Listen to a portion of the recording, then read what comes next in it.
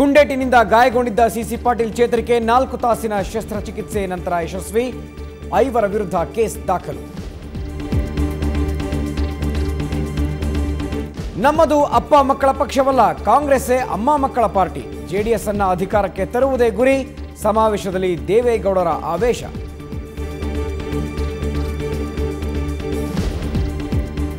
ಕಾಂಗ್ರೆಸ್ಗೆ ಜೈ ಅಂದ ನಿವೃತ್ತ ಸೂಪರ್ ಕಾಪ್. ಖಾಕಿ ಕಳಚಿ ಖಾದಿ ತೊಟ್ಟ ಶಂಕರ ಬಿದರಿ. ಆದಿ ಅಂತ್ಯ ಇದೇ ಪಕ್ಷದಲ್ಲಿ ಅಂತ ವಾಗ್ದಾನ. ಮೊಹಾಲಿಯಲ್ಲೂ ಟೀಂ ಇಂಡಿಯಾ ಮ್ಯಾಜಿಕ್. ಕಾಂಗರುಗಳಿಗೆ 3ನೇ ಟೆಸ್ಟ್ನಲ್ಲೂ ಸೋಲಿನ ಶಾಕ್. ಹ್ಯಾಟ್ರಿಕ್ ಗೆಲುವಿಗೆ ವರ್ಕೌಟ್ ಆಯಿತು ಧೋನಿ ಲಾಜಿಕ್. 60ನೇ ರಾಷ್ಟ್ರೀಯ ಚಲನಚಿತ್ರ ಪ್ರಶಸ್ತಿ ಪ್ರಕಟ. ಇರ್ಫಾನ್ ಖಾನ್ ಅತ್ಯುತ್ತಮ ನಟ. ಭಾರತ್ ಸ್ಟೋರ್ಸ್ ಕನ್ನಡದ ಅತ್ಯುತ್ತಮ ಚಿತ್ರ.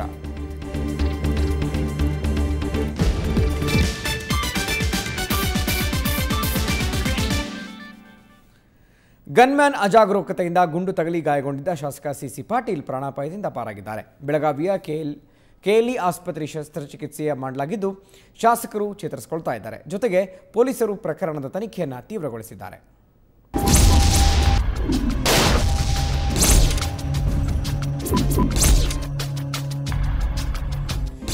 ಕಳೆದ ರಾತ್ರಿ ಗದಗ ಜಿಲ್ಲೆ ರೋಣ ತಾಲೂಕಿನ ಮೆಣಸಗಿ ಗ್ರಾಮದಲ್ಲಿ ಅಚಾತುರ್ಯವೊಂದು ನಡೆದು ಹೋಗಿತ್ತು.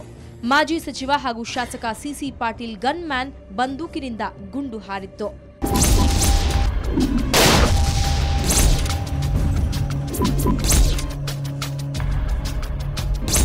ಆ ಗುಂಡು ಸಿಸಿ ಪಾಟೀಲ್ ದೇಹದೊಳಗೆ ಹೊಕ್ಕಿತ್ತು. ಮೊದಲು ಹುಬ್ಬಳ್ಳಿಯಲ್ಲಿ ಚಿಕಿತ್ಸೆ ನೀಡಲಾಗಿದ್ದು ಇಂದು ಮುಂಜಾನೆ 4 ಗಂಟೆಗೆ ಬೆಳಗಾವಿಯ ಕೆಎಲ್ಇ ಆಸ್ಪತ್ರೆಗೆ ದಾಖಲಿಸಲಾಗಿದೆ.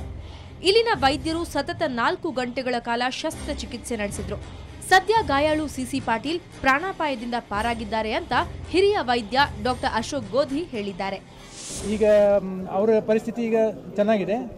ಆದರೂ ನೆಕ್ಸ್ಟ್ ಒಂದು ಸುಮಾರು 48ರಿಂದ 72 ಗಂಟೆವರೆಗೆ ನಾವು ಬಹಳ ಕಾಳಜಿಪೂರ್ವಕವಾಗಿ ಅವರ ಪರಿಸ್ಥಿತಿಯನ್ನು ನಿಗಾವಹಿಸಿ ಅವ್ರು ನೋಡಬೇಕಾಗ್ತದೆ.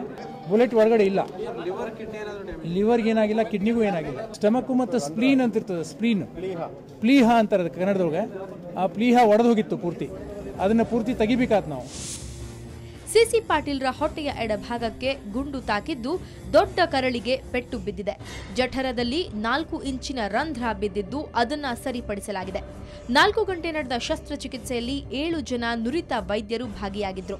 ಸದ್ಯ ಸಿಸಿ ಪಾಟೀಲ್ರನ್ನ 72 ಗಂಟೆ ತೀವ್ರ ನಿಗಾ ಘಟಕದಲ್ಲಿ ಇರಿಸಲಾಗಿದ್ದು ಅವರ ಆರೋಗ್ಯದ ಕುರಿತು ಹೆಚ್ಚಿನ ಗಮನ ಹರಿಸಲಾಗಿದೆ. ಸುದ್ದಿ ತಿಳಿದ ಕೂಡಲೇ ನರಗುಂದ ಕ್ಷೇತ್ರದ ಜನರು ಹಾಗೂ ಗಣ್ಯರು ಆಸ್ಪತ್ರೆಯತ್ತ ದೌಡಾಯಿಸಿದ್ರು. ಆರೋಗ್ಯ ಸಂಪೂರ್ಣ ಸುಧಾರಣೆ ಆಗಿದೆ. ಔಟ್ ಆಫ್ ಡೇಂಜರಲ್ಲಿದ್ದಾರೆ. ಅವ್ರ ತಂದೆ ತಾಯಿಗಳು ಮಾಡಿದಂಥ ಪೂರ್ವಜನ್ಮದ ಪುಣ್ಯ ಫಲದಿಂದ ಸ್ವಲ್ಪದರಲ್ಲಿ ಅವರು ಪಾರಾಗಿದ್ದಾರೆ. ಈಗಾಗಲೇ ನಮ್ಮ ಕೆಎಲ್ಇಯ ಉನ್ನತ ವೈದ್ಯಾಧಿಕಾರಿಗಳು ಎಲ್ಲ ರೀತಿಯ ಪ್ರಯತ್ನಗಳು ಮಾಡಿ ಇವತ್ತು ಅವ್ರನ್ನ ಜೀವ ಅಪಾಯದಿಂದ ಹೊರತಂದಿದ್ದಾರೆ. ಬರ್ತಕ್ಕಂಥ 2-3 ದಿನಗಳಲ್ಲಿ ಅವರು ಆರೋಗ್ಯಕರವಾಗಿ ಹೊರಬರ್ತಾರೆ ಅಂತ ಆಶಯದೊಂದಿಗೆ. ಇನ್ನು ಪ್ರಕರಣವನ್ನ ಪೊಲೀಸರು ಗಂಭೀರವಾಗಿ ಪರಿಗಣಿಸಿದ್ದಾರೆ. ಪ್ರಕರಣದ ತನಿಖೆಗೆ 2 ಪ್ರತ್ಯೇಕ ತನಿಖಾ ತಂಡ ರಚನೆ ಮಾಡಲಾಗಿದೆ. ಒಂದು ಡಿವೈಎಸ್ಪಿ ನೇತೃತ್ವದ ತಂಡ, ಮತ್ತೊಂದು ಸಿಪಿಐ ನೇತೃತ್ವದ ತಂಡ ರಚನೆ ಮಾಡಲಾಗಿದೆ ಅಂತ ಗದಗದಲ್ಲಿ ಎಸ್ಪಿ ಶರಣಪ್ಪ ಹೇಳಿದ್ದಾರೆ. ಈ ಪ್ರಕರಣಗಳ ಪತ್ತೆಗೆ ಮತ್ತು ಸೈಂಟಿಫಿಕ್ ಪ್ರೊಫೆಷನಲ್ ಇನ್ವೆಸ್ಟಿಗೇಷನ್ಗೋಸ್ಕರ ನಾವು ಒಂದು ತನಿಖಾ ತಂಡ ರಚನೆ ಮಾಡಿದ್ದೀವಿ. ಅದು ಒಂದು ಕೇಸನ್ನು DSP ಅವರು ತನಿಖೆ ಮಾಡ್ತಾರೆ, ಇನ್ನೊಂದು ಕೇಸನ್ನು ಇನ್ಸ್ಪೆಕ್ಟರ್ ಅವರು ತನಿಖೆ ಮಾಡ್ತಾರೆ. ಅದರ ಜೊತೆ ನಾವು ಅವರಿಗೇನು ಟೆಕ್ನಿಕಲ್ಲು ಮತ್ತು ಸೈಂಟಿಫಿಕ್ ಏನು ಇನ್ವೆಸ್ಟಿಗೇಷನ್ ಏಡ್ಸ್ ಬೇಕು ಅದನ್ನು ನಾವು ಗದಗ ಜಿಲ್ಲಾ ವತಿಯಿಂದ ನಾವು ಕೊಡಲಿಕ್ಕೆ ಸಿದ್ಧರಾಗಿದ್ದೀವಿ. ಸದ್ಯ ಸಿಸಿ ಪಾಟೀಲ್ ಆರೋಗ್ಯ ಸ್ಥಿರವಾಗಿದ್ದು ಶೀಘ್ರವೇ ಅವರು ಗುಣಮುಖರಾಗುತ್ತಾರೆಂದು ವೈದ್ಯರು ಭರವಸೆ ನೀಡಿದ್ದಾರೆ. ಇನ್ನೊಂದೆಡೆ ಘಟನೆ ಹೇಗೆ ನಡೆಯಿತು ಅನ್ನುವುದರ ಬಗ್ಗೆ ಪೊಲೀಸರು ವಿಚಾರಣೆ ಮುಂದುವರೆಸಿದ್ದಾರೆ. ಬೆಳಗಾವಿಯಿಂದ ಚಂದ್ರಕಾಂತ್ ಸುಗಂಧಿ, ಗದಗದಿಂದ ಅಮೃತ್, ಹುಬ್ಬಳ್ಳಿಯಿಂದ ಪ್ರಸನ್ನ ದೇಶಪಾಂಡೆ, ಸುವರ್ಣ ನ್ಯೂಸ್. ಈ ಪ್ರಕರಣಕ್ಕೆ ಸಂಬಂಧಪಟ್ಟಂತೆ 5 ವಿರುದ್ಧ ಕೇಸ್ ದಾಖಲಾಗಿದೆ. ರೋಣ ಠಾಣೆಯಲ್ಲಿ ದೊಂಬಿ ಕೇಸ್ ದಾಖಲಾಗಿದೆ. ಗೋಪಿ ಹಿರೇಗೌಡರ್ ವಿರುದ್ಧ ಕೇಸ್. ಹನುಮಂತ ಗೌಡ ಗುರ್ಲಗೌಡರ್, ಶಿವನಗೌಡ ಹಿರೇಗೌಡರ್, ಬಸವನಗೌಡ ಹಿರೇಗೌಡರ್, ರಾಮನಗೌಡ ಹಿರೇಗೌಡರ್ ಎಂಬುವರ ವಿರುದ್ಧ ಪ್ರಕರಣ ದಾಖಲಾಗಿದೆ. ಈ ಬಗ್ಗೆ ಮಾಹಿತಿ ಪಡೆಯೋಣ ನಮ್ಮ ಪ್ರತಿನಿಧಿ ಅಮೃತಿಂದ. ಅಮೃತ್, ಗನ್ಮ್ಯಾನ್ನ ಅಜಾಗರೂಕತೆಯಿಂದ ನಿನ್ನೆ ಸಿ ಪಾಟೀಲ್ ಅವರಿಗೆ ಗಾಯ ಆಗಿತ್ತು. ಸೊ ಈಗ ಅವರು ಚೇತರಿಸ್ಕೊಳ್ತಾ ಇದ್ದಾರೆ. ಸೊ ಈ ಒಂದು ಪ್ರಕರಣವನ್ನು ದೊಂಬಿ ಕೇಸ್ ಅಂತ ಪೊಲೀಸರು ದಾಖಲೆ ಮಾಡಿದ್ದಾರೆ. ಯಾರ್ಯಾರ ವಿರುದ್ಧ ಈ ಒಂದು ಕೇಸ್ ದಾಖಲಾಗಿದೆ? ಹೌದು ಗುರುಪ್ರಸಾದ್, ಗದಗ ಜಿಲ್ಲೆಯ ರೋಣ ತಾಲೂಕಿನ ಏನು ಮೆಣಸಿಯಲ್ಲಿ ನಿನ್ನೆ ರಾತ್ರಿ 10 ಗಂಟೆಯ ಮೇಲೆ ಈ ಪ್ರಕರಣ ನಡೆದಿತ್ತು. ಈ ಘಟನೆಯಲ್ಲಿ 5 ಜನರ ವಿರುದ್ಧ ದೊಂಬಿ ಪ್ರಕರಣ ದಾಖಲು ಮಾಡಿದ್ದಾರೆ. ಒಂದು ಗೋಪಿ ಹಿರೇಗೌಡ್ರ ಅಂತ ಹೇಳ್ಬಿಟ್ಟು, ಮತ್ತೊಂದು ಬಸವರಾಜ್ ಶೇಖರಪ್ಪ ಹಿರೇಗೌಡ್ರ ಅಂತ ಹೇಳ್ಬಿಟ್ಟು, ಇನ್ನೊಂದು ಹನುಮಂತಗೌಡ ಗುರ್ಲಗೌಡ್ರ ಅಂತ, ಮತ್ತು ಶಿವನಗೌಡ ರಾಮನಗೌಡ ಹಿರೇಗೌಡ್ರ ಅಂತ, ಇನ್ನೊಬ್ರು ರಾಮನಗೌಡ ಬಸವನಗೌಡ ಹಿರೇಗೌಡ್ರ ಅಂತ, ಇವರೆಲ್ಲರ ಮೇಲೆ ದೊಂಬಿ ಪ್ರಕರಣ ಅಂತ ಆರೋಪ ಮಾಡಿದ್ದಾರೆ ಗುರುಪ್ರಸಾದ್. ಅಮೃತ್, ಯಾರು ಇವರೆಲ್ಲ? ಈ ಆರೋಪಗಳೆಲ್ಲ ಯಾರು? ಗುರುಪ್ರಸಾದ್, ಇವರೆಲ್ಲ ಅಲ್ಲಿ ಮೆಣಸಿಗೆ ಗ್ರಾಮದ ಗ್ರಾಮಸ್ಥರಂತೆ ಹೇಳ್ಬೋದು. ಏನ್ ಹಿರೇಗೌಡ ಅಂದ ಈ ಮನೆತನದವರು ಬಹಳ ಜನ ಇದಾರೆ ಅಲ್ಲಿ. ಇವರು ಸರಿಯಾಗಿ ಅಲ್ಲಿ ಕಾಮಗಾರಿಗಳು ಆಗಿಲ್ಲ ಅಂತಂದ್ಬಿಟ್ಟು ಸಿ ಪಾಟೀಲ್ ವಿರುದ್ಧ ಒಂದು ಗಲಾಟೆಗೆ ಇಳಿದ್ರ ಅಂತಾನೆ ಹೇಳ್ಬೋದು ಗುರುಪ್ರಸಾದ್. ಅಂದ್ರೆ ಈ ಹಿಂದೆ ಏನೋ ಅವರು ಕೆಲಸಗಳಾಗಿಲ್ಲ ಅನ್ನೋ ಒಂದು ಪ್ರಯುಕ್ತ ಅವ್ರಿಗೆ ಮನವಿ ಏನಾದ್ರು ಸಲ್ಲಿಸಿದ್ದು, ಅದು ಆಗದೇ ಇದ್ದ ಕಾರಣಕ್ಕೆ ಇದೇ ಒಂದು ಸಮಯನ ಕಾಯ್ತಾ ಇದ್ರೆ ಹೇಗೆ? ಹೌದು ಗುರುಪ್ರಸಾದ್, ಕೆಲವೊಂದ್ ಸಾರಿ ಸಿ ಪಾಟೀಲ್ ಅವ್ರಿಗೆ ಹೇಳಿದ ಆಗಿರ್ಬೋದು, ಹೇಳಿರ್ಕಿಲ್ಲ ಅಂತಾನು ಆಗಿರ್ಬೋದು. ಅವ್ರು ಹೇಳಿದಂತಂದ್ರೆ ನಿನ್ನೆ ಸಭಾಭವನದ ಉದ್ಘಾಟನೆಗೆ ಏನಂತ ಹೋದಂತ ಈ ಸಿ ಪಾಟೀಲ್ರಿಗೆ ಅವರು ಹಿರೇಗೌಡರ ಮನೆತನದಲ್ಲಿ ಅಂತ ಕೆಲವೊಂದಿಷ್ಟು 5 ಜನ ಆಗಿರ್ಬೋದು, ಇನ್ನೊಂದು ಸ್ವಲ್ಪ ಕೆಲವೊಂದು ಹಲವಾರು ಜನ ಆಗಿರ್ಬೋದು, ಸಿ ಪಾಟೀಲ್ರಿಗೆ ಮಾತಾಡಿದಾಗಿರ್ಬೋದು, ಮಾತಾಡಿದಂತ ಸಂದರ್ಭದಲ್ಲಿ ಈ ಘಟನೆ ಆಗಿದೆ ಗುರುಪ್ರಸಾದ್. ಓಕೆ, ನಿನ್ನೆ ಏನೋ ಒಂದು ಶೂಟ್ಔಟ್ ಆಗಿತ್ತು. ಸೊ ಅದು ಅಕಸ್ಮಾತ್ ಆಗಿರೋದಕ್ಕೂ ಇವರ ಒಂದು ದೊಂಬಿ ಪ್ರಕರಣಕ್ಕೆ ಏನಾದ್ರೂ ಸಂಬಂಧ ಇದೆಯಾ? ಗುರುಪ್ರಸಾದ್, ನಿನ್ನೆ ಗಲಾಟೆ ಆಗಿದೆ. ಗಲಾಟೆ ಸಂದರ್ಭದಲ್ಲಿ ಗನ್ಮ್ಯಾನ್ ಅಚಾರುತದಿಂದ ಗನ್ ಲೋಡ್ ಆಗಿತ್ತು. ಗನ್ ಲೋಡ್ ಸಂದರ್ಭದಲ್ಲಿ ಗಲಾಟೆ ತಳ್ಳಾಣಿಕೆಯಲ್ಲಿ ಇದೇನೋ ಹಾರಿದೆ ಅಂತಾನೆ ಹೇಳ್ಬೋದು. ಇಲ್ಲದ್ರೆ ಈ 5 ಜನ ಹಿರೇಗೌಡರ ಅಂತ ಸಂಬಂಧಗಳಲ್ಲಿ ಏನಾದ್ರು ಸಂಬಂಧ ಆಗಿದೆ ಅಂತಾನು ಹೇಳ್ಬೋದು ಗುರುಪ್ರಸಾದ್. ಓಕೆ, ಅಂದ್ರೆ ಈಗ ಒಟ್ಟು 5 ಜನರ ವಿರುದ್ಧ ಕೇಸ್ ದಾಖಲಾಗಿದೆ. ಇನ್ನೂ ಯಾರಾದ್ರೂ ಇದರಲ್ಲಿ ಬಂಧನ ಆಗುವಂತ ಸಾಧ್ಯತೆ ಇದೆಯಾ ಹೇಗೆ? ಗುರುಪ್ರಸಾದ್, ಈಗ 5 ಜನರು ಅಷ್ಟೇ ಕಂಡು ಬರ್ತಾ ಇದ್ದಾರೆ. ಇನ್ನು ಮಿಕ್ಕಿದಂತ ಜನರು ಇದಾರೋ ಇಲ್ಲೋ ಅಂತ ಸಂಬಂಧಪಟ್ಟಿಲ್ಲ. ನಾವು ಬೆಳಿಗ್ಗೆ SP ಭೇಟಿ ಮಾಡಿದಾಗ 5 ಜನರನ್ನ ನಾವು 5 ಜನರ ಮೇಲೆ ನಾವು ಕೇಸ್ ದಾಖಲು ಮಾಡಿದ್ದೇವೆ ಅಂತ ಹೇಳ್ತಾ ಇದ್ದಾರೆ ಗುರುಪ್ರಸಾದ್. ಓಕೆ, ಈಗ ಸಿ ಪಾಟೀಲ್ ಅವರ ಸ್ಥಿತಿ ಹೇಗಿದೆ? ಚೇತರಿಸ್ಕೊಳ್ತಾ ಇದ್ದಾರೆ. ಸೊ ಡಾಕ್ಟರ್ ಏನ್ ಹೇಳ್ತಾರೆ ಅವ್ರ ಬಗ್ಗೆ? ಹೌದು ಗುರುಪ್ರಸಾದ್, ಈಗ ಬೆಳಗಾಂನ KLE ಕಾಲೇಜಲ್ಲಿ KLE ಆಸ್ಪತ್ರೆಯಲ್ಲಿ ಸಿ ಪಾಟೀಲ್ ಚಿಕಿತ್ಸೆ ಪಡಿತಾ ಇದ್ದಾರೆ. ಈಗ ಒಂದು ಸ್ವಲ್ಪ ಚೇತರಿಸಿಕೊಂಡಿದ್ದಾರೆ ಅಂತಾನೆ ಹೇಳ್ಬೋದು ಗುರುಪ್ರಸಾದ್. ಓಕೆ, ಇವತ್ತು ಯಾರೆಲ್ಲ ಗಣ್ಯರು ಭೇಟಿ ಮಾಡಿದ್ರು ಅವ್ರು ನೋಡೋದಕ್ಕೆ? ಗುರುಪ್ರಸಾದ್, ಈಗ ಕರ್ನಾಟಕದ ಮುಖ್ಯಮಂತ್ರಿ ಜಗದೀಶ್ ಶೆಟ್ಟರ್ ಭೇಟಿ ಮಾಡಿದ್ರು, ಮತ್ತೆ ಬಸವರಾಜ ಬೊಮ್ಮಾಯಿ ಭೇಟಿ ಮಾಡಿದ್ರು, ಮತ್ತು ಹಲವಾರು ಮುಖ್ಯ ಗಣ್ಯ ವ್ಯಕ್ತಿಗಳು ಭೇಟಿ ಮಾಡಿದ್ರು Guruprasad. Okay, thank you Amrit ತಮ್ಮೆಲ್ಲ ಮಾಹಿತಿಗೆ.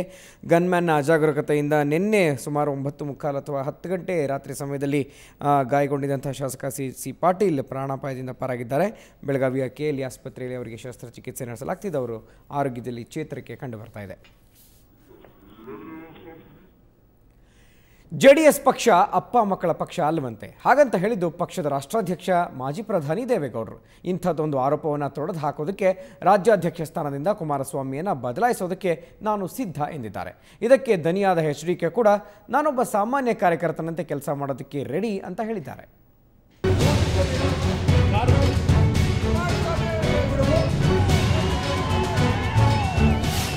ಸ್ಥಳೀಯ ಸಂಸ್ಥೆಗಳ ಚುನಾವಣೆಯಂತೂ ಮುಗಿತು. ಈ ಹಿನ್ನೆಲೆಯಲ್ಲಿ ಜೆಡಿಎಸ್ ಇವತ್ತು ಚುನಾವಣೆಯಲ್ಲಿ ಸೋತ ಹಾಗೂ ಗೆದ್ದ ಅಭ್ಯರ್ಥಿಗಳ ಸಮಾವೇಶ ನಡೆಸಿತು.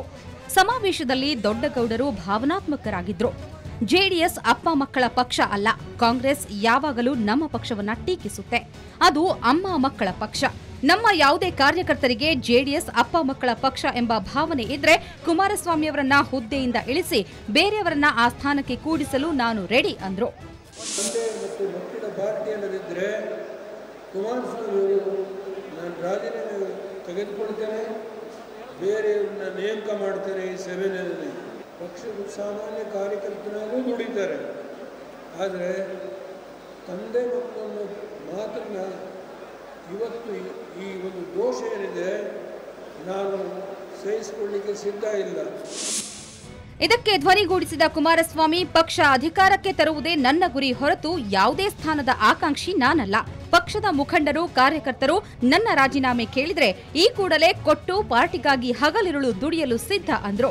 ಇದೆಲ್ಲವನ್ನ ಆಲಿಸುತ್ತಿದ್ದ ಪಕ್ಷದ ಮುಖಂಡರು ಕುಮಾರಸ್ವಾಮಿಯವರೇ ನಮ್ಮ ನಾಯಕರು, ಅವರೇ ರಾಜ್ಯಾಧ್ಯಕ್ಷರಾಗಿಯೇ ಮುಂದುವರಿಯಲಿ ಅಂತ ಒಕ್ಕೊರಲ ಅಭಿಪ್ರಾಯ ವ್ಯಕ್ತಪಡಿಸಿದ್ರು. ಬೀದರ್ ಹಿಡ್ಕೊಂಡು ಚಾಮರಾಜನಗರ ತನ ಲೀಡರ್ಶಿಪ್ ಯಾವುದೂ ಗೊಂದಲ ಇಲ್ಲ. ಎಲ್ಲರೂ ಕುಮಾರಣ್ಣನೇ ಬೇಕು.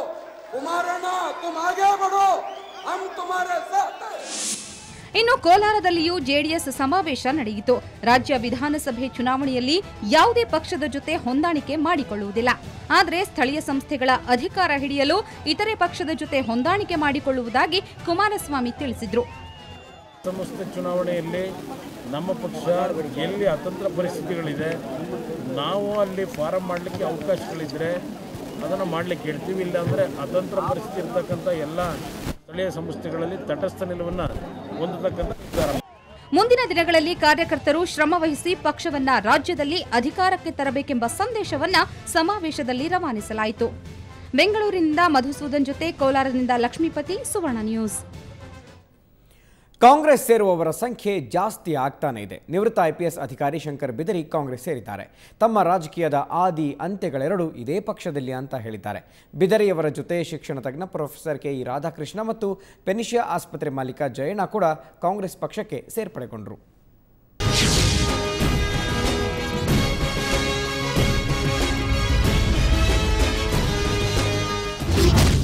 ಖಾಕಿ ಕಳಚಿ ಖಾದಿ ತೊಟ್ಟ ಶಂಕರ್ ಬಿದರಿ ಕಾಂಗ್ರೆಸ್ ಸೇರಿದ ನಿವೃತ್ತ ಪೊಲೀಸ್ ಅಧಿಕಾರಿ. ಖಾಕಿ ಕಳಚಿದ ನಂತರ ಖಾದಿ ತೊಡಲು ನಿರ್ಧರಿಸಿದ್ದ ನಿವೃತ್ತ ಪೊಲೀಸ್ ಅಧಿಕಾರಿ ಶಂಕರ್ ಬಿದರಿ ಇವತ್ತು ಅಧಿಕೃತವಾಗಿ ಕಾಂಗ್ರೆಸ್ ಸೇರಿದ್ದಾರೆ.